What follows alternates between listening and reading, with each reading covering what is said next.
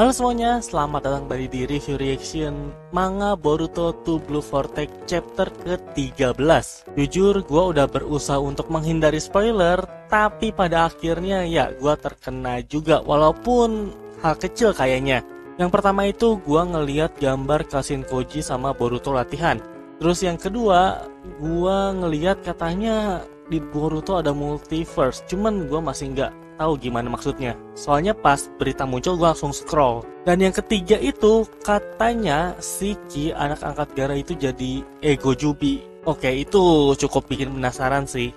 Jadi daripada berlama-lama, mari kita langsung masuk ke videonya aja. Boruto to Blue Vortex chapter 17. Jippo. Oh oke, judulnya Jippo. Teruslah maju, tak peduli apa yang menantimu di ujung sana. Anjay, ternyata dalaman Boruto tuh warna ini ya, warna ungu ya dalaman jubahnya. Bahkan ikat pedangnya juga. Boruto ambruk karena peluru iblis Jura. Mampukah ia mengelak dari serangan susulan mematikan? Oh, oke Jura, pemuda yang menarik. Sayang sekali kita harus berpisah. Tapi selamat tinggal, Boruto Otsutsuki sambil ngecas. Zrut, oh, muncul ego jubinya si Bak. Ups, apa aku mengganggumu? Mamushi. Oh oke, namanya Mamushi. Ada apa? Matsuri sudah kembali. Berdasarkan info yang dia dapat, tidak salah lagi, Boruto memang punya kooperator. Oh my god. Begitu rupanya. Informasi tentang Togedama pun asalnya dari kooperator itu ya. Oi, Togedama yang kau bawa ini jangan-jangan si Hidari kalah ya. Musuh kita bukan orang biasa. Kita kembali dulu, kita tidak boleh membiarkan Togedama Hidari membusuk. Oh, oke, kalau didiemin bakal ngebusuk. Boruto Otsutsuki, kau beruntung. Seakan-akan langit berkata padamu untuk tetap hidup. Mungkin ini yang disebut dengan wahyu. Oh, akhirnya Boruto mulai sadar nih. Wih, kita diliatin Boruto waktu masih rambut panjang. Ini kayaknya setelah pelarian dari si ini ya. Enggak deh. Dia masih ada di sekitar sini, cepat cari. Sial. Oh, lagi dikejar-kejar Shinobi. Ini ya bener, ini lagi pelarian. Tapi nggak ada sama Sasuke, berarti ini setelah kekalahan Sasuke. Akhirnya ketemu juga kau, Boruto. Oh, kataknya dong yang nyamperin. Katak? Sekilas kulihat ada sekitar 20 orang yang mencarimu. Sepertinya kau terpojok ya. Tapi kau tak bisa membunuh mereka yang tak berdosa. Anjay, siapa kau? Tenanglah, aku bukan musuhmu. Kalau aku salah satu dari tim pencari, aku pasti sudah melaporkannya. Bukan mengajakmu mengobrol santai begini. Apa maumu? Pertama-tama kau harus kabur dari sini. Setelah itu kita baru bicara lagi. Letakkan tangan di atas punggung katak. Kau tidak punya waktu untuk ragu. Kemanapun tujuannya, sudah pasti jauh lebih baik daripada situasimu saat ini. Atau jangan-jangan kau takut dengan katak?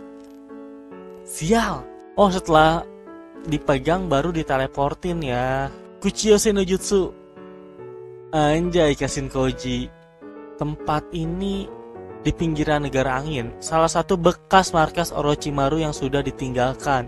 Pantesan ornamennya Orochimaru banget. Selain lokasi aksesnya tidak mencolok, pintu keluar masuknya juga telah kusamarkan dengan genjutsu. Mereka tidak akan menemukan tempat ini dengan mudah. Omong-omong, katak itu adalah alat sains ninja.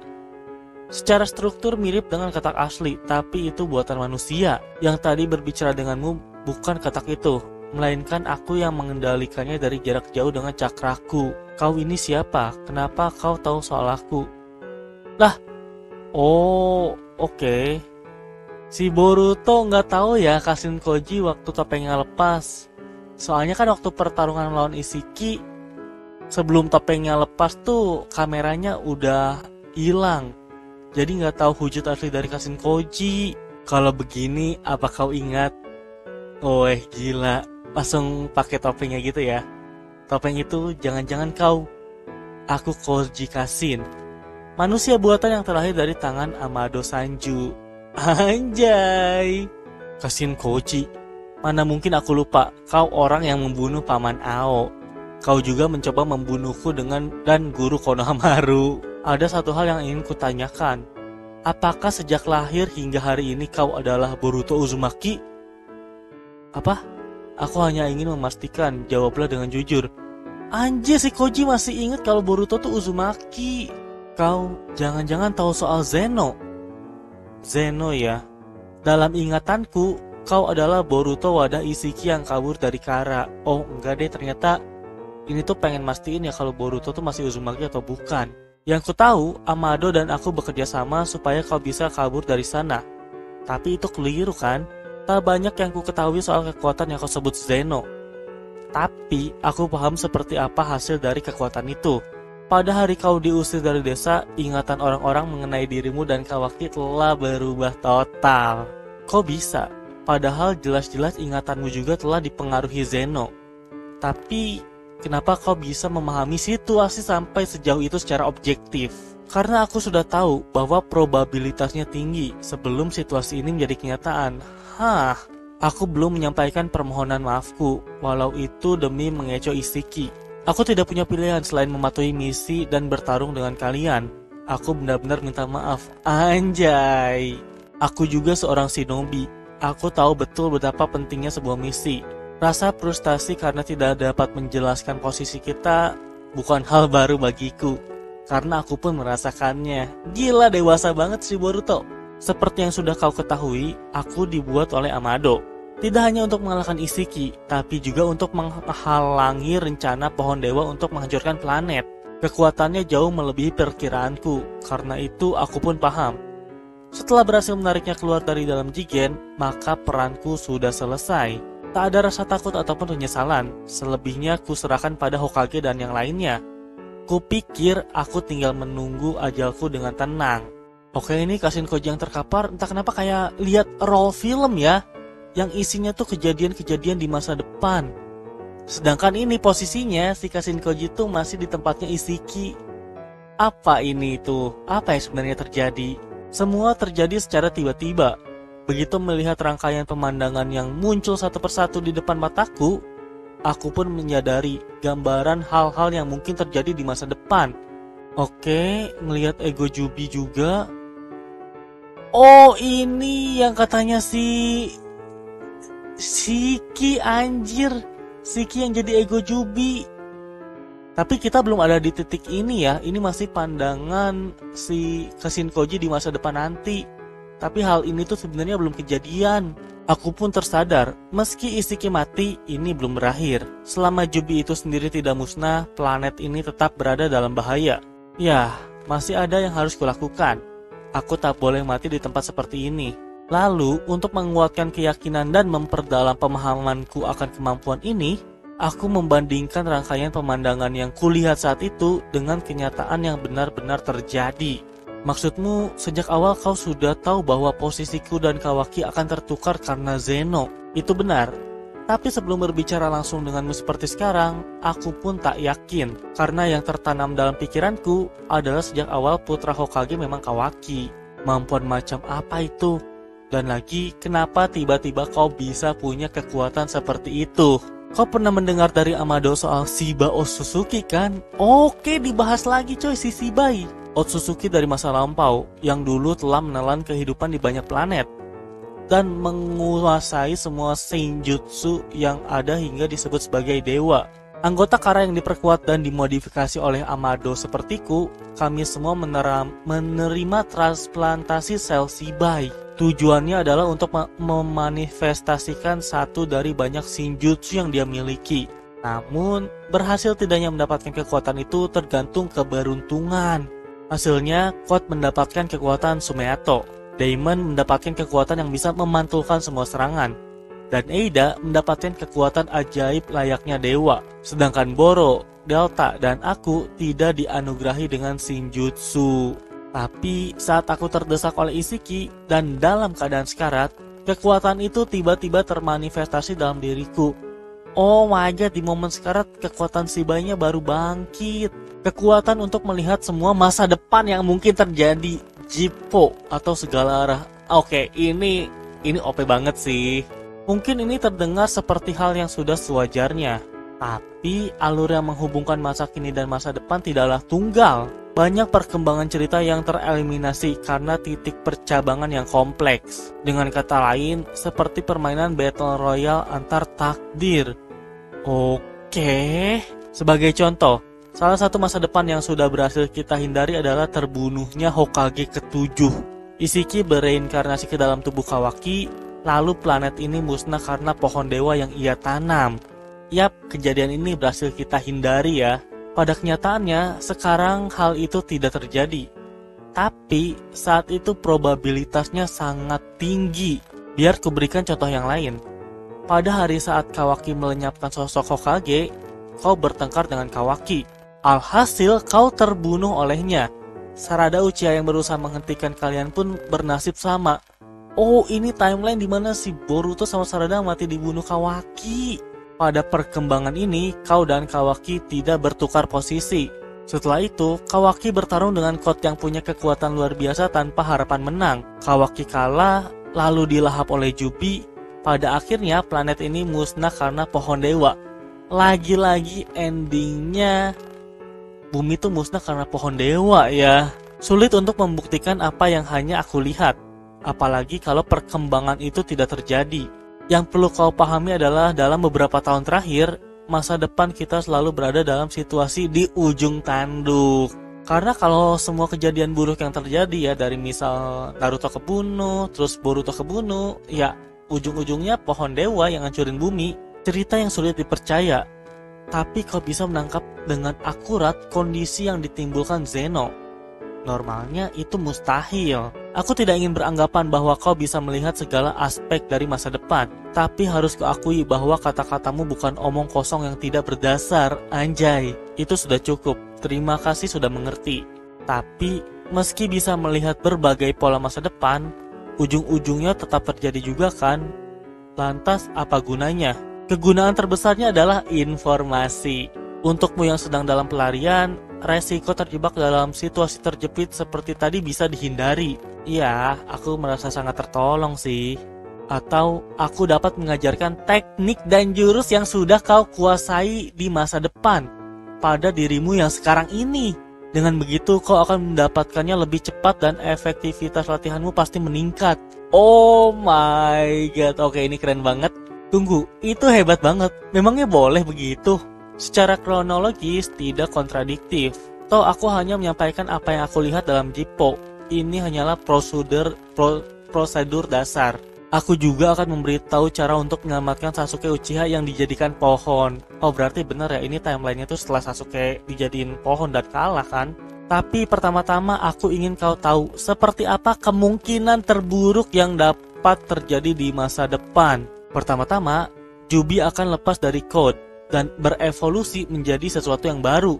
Mereka akan muncul di hadapan kita sebagai beberapa manusia pohon dewa yang punya kehendak sendiri. Pantesan ya waktu para ego Jubi pertama kali muncul di chapter 2 kayaknya 2 atau 3 gue lupa, si Boruto itu nggak kaget dan dia malah sempat bilang akhirnya mereka muncul ya.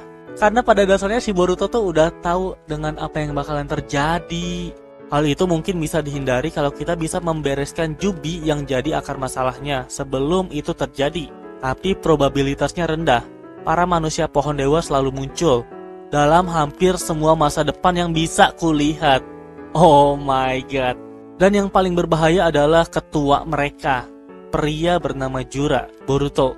Kau akan mati dibunuh olehnya. Oke, ini salah satu timeline ya dimana si Boruto tuh mati karena Jura. Memang tidak semua yang kulihat seperti itu, tapi banyak masa depan yang berujung demikian. Perkembangan setelahnya kurang lebih sama. Pada akhirnya Kawaki akan dimakan dan planet ini musnah. Hal itu tak boleh dibiarkan. Masa depan yang terburuk tidak boleh sampai terwujud. Seperti yang aku katakan tadi, ada banyak faktor yang dapat menentukan masa depan. Bahkan sekarang, saat kau mengetahui fakta ini pun, masa depan kita mengubah rutenya setiap detik. Paman Koji, biar ku beritahu satu hal. Tak peduli meski itu strategi untuk menghalangi rencana pohon dewa, aku tidak akan menyetujui pilihan membunuh Kawaki. Karena tujuanku adalah menyadarkan saudaraku yang bodoh itu dan menyatukan keluarga Uzumaki sekali lagi. Oh my god, Boruto. Ngambil ikat kepalanya, langsung dipasang. Yang jelas aku sudah paham bahwa Jubi adalah ancaman. Tanpa kau suruh pun, baik Code maupun Jubi akan kubereskan sekaligus. Keren gila. Oke, ini kita ngelihat pandangan dari Kashin Koji. Boruto yang bangkit. Boruto, jangan bergerak dulu. Sial, tulangmu baik-baik saja, tapi sepertinya sarafmu yang cedera. Aku tak apa, daripada aku tolong bantu Boruto. Oke, Himawari bangun. Panisi, Himawari, akhirnya kau sadar. Apa ada yang sakit?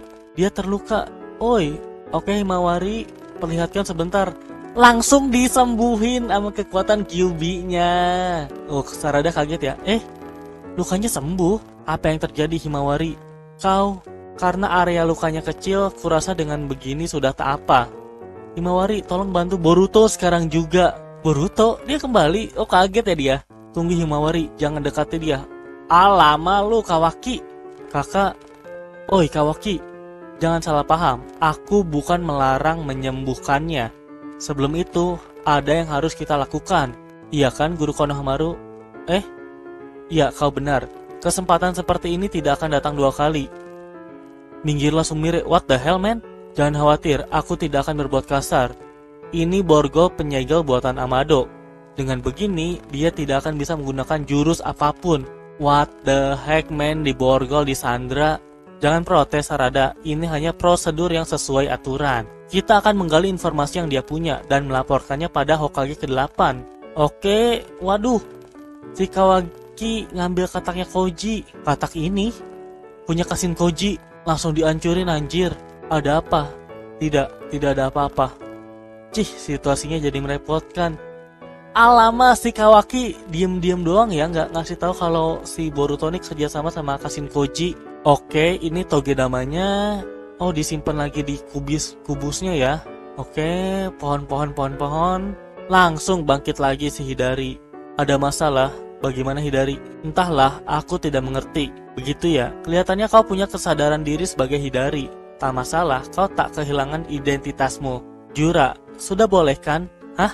Itu loh, aku sudah tidak sabar ingin melihat seperti apa yang akan muncul. Wait, ini ada Togedama lainnya. Tidak masalah, panenlah. Oh, ternyata Togedama yang lainnya itu muncul dari pohon-pohon itu ya. Nanti dicabut atau dipanen, terus dibangkitin. Klek. Kita harus memikirkan namanya. Oh my god, ini tuh masa depan yang tadi dilihat sama Kashin Koji. Dan itu orang tuh kayaknya si Shiki ya. Dengan pulihnya Hidari, kemunculan manusia pohon dewa baru, dan tertangkapnya Boruto, bisakah mereka terhindar dari masa depan terburuk? Oh my god.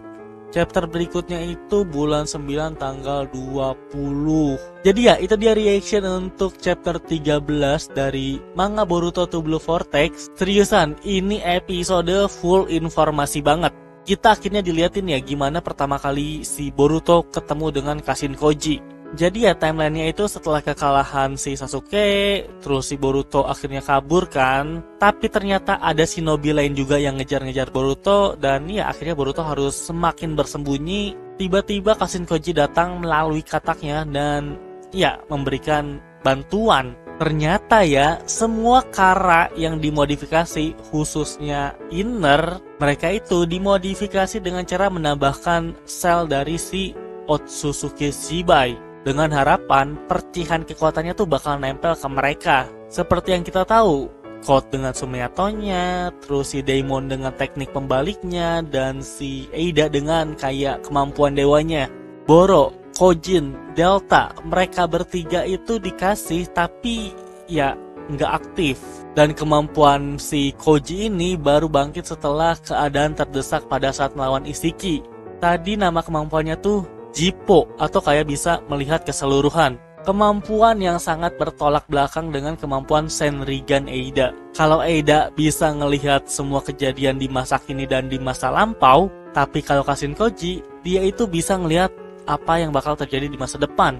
Simpelnya dia itu udah tahu dengan semua yang bakalan terjadi.